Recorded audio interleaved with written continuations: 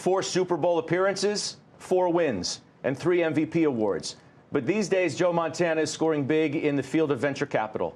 He is the founder and managing partner of Liquid 2 Ventures and is here with us to discuss. It's so great to have you here. Thank you. Thank you for having me. Appreciate the time. We'll talk ball in a little bit. But when did you first know that you wanted to do this? When you had an eye for business and investing early? And you know, I really wasn't looking for another job. And then one day, 2 guys I played with, Harris Barton and Ronnie Lott, knocked on my door and said, hey, we want to start a fund of funds in venture. And because we lived around all the guys who were running Sequoia, Kleiner, Excel, all the top tier funds, we want to leverage our friendships into access. And so we raised those.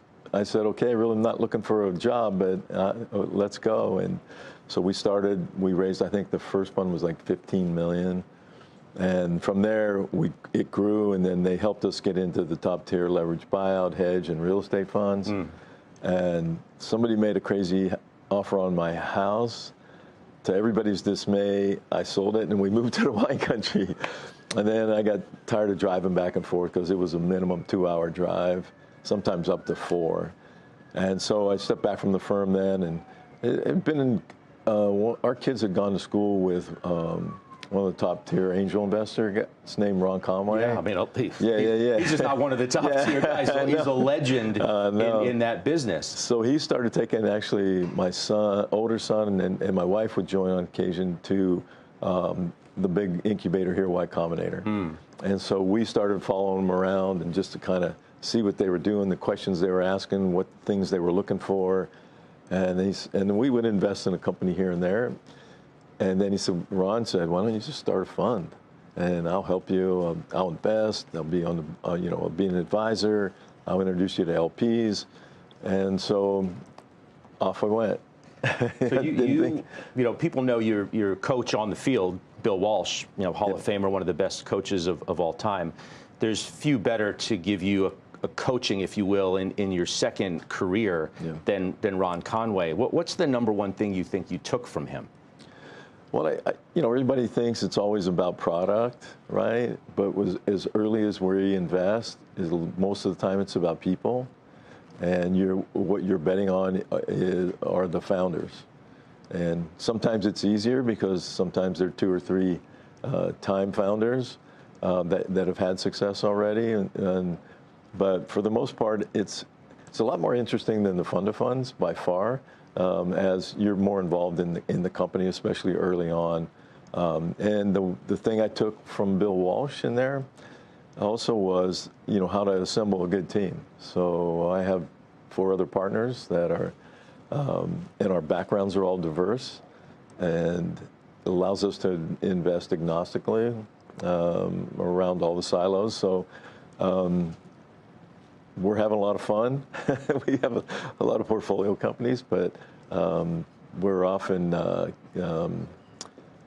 work together well. They always laugh because when we first got started, I made the partners work for, I say 3 months. They say it's more like 6 or 8 months without pay, just to see if we could work together. Oh, yeah. And I warehouse the investments, and then eventually when we formed the fund, I dropped them all back into the fund, to my wife's dismay, because there was a couple of unicorns in there. Yeah. So you were on the recent cover of Worth magazine, which is interesting in and of itself. I mean, what's more gratifying to you, being on the cover of Worth? Does it have the same heft as being on the cover of SI, Sports Illustrated, which you obviously had been on many, many times? Yeah, I see it in a different light. Really, I don't. Sometimes you don't feel like you've earned the worth because, I mean, like I said, I have a great team, and it feels good to be on the cover. Sometimes it's good, sometimes it's bad, because sometimes you make the cover for bad things in sports. So, yeah.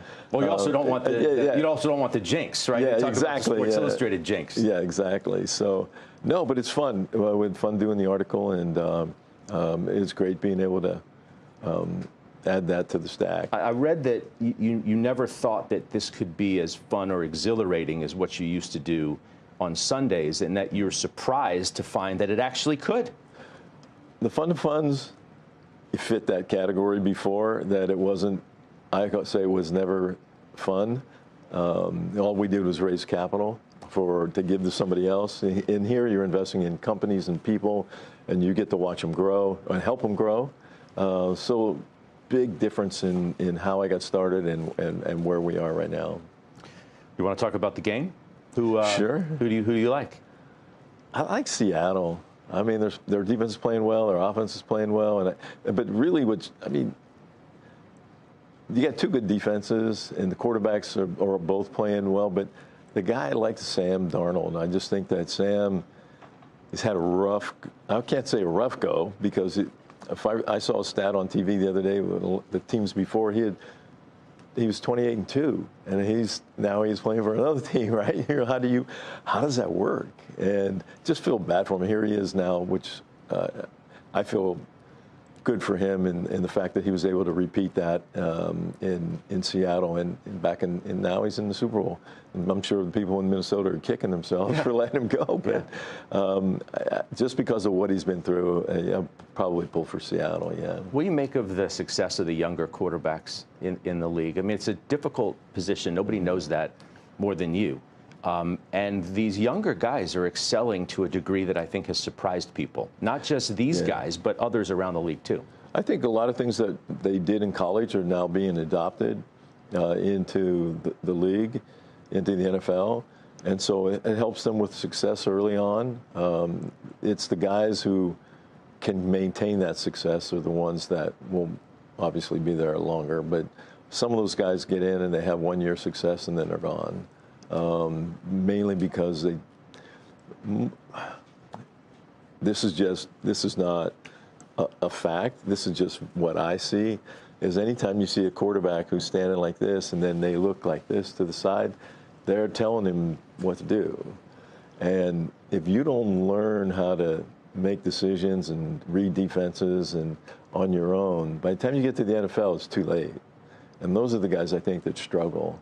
But when you see the guys that are up there and they're actually looking around, making decisions on their own and changing a play, those are the guys you'll see that'll probably, if they're going to be successful, those are the type of guys you'll see that'll be there for more than a year or two. Well, you're in a different huddle of sorts these days, but we're happy that you're finding great success, and we wish you nothing but the best. Thank you so much for the time. Appreciate it. Thank you for having me. All right, that is the 4-time Super Bowl winner, as we said, Joe Montana.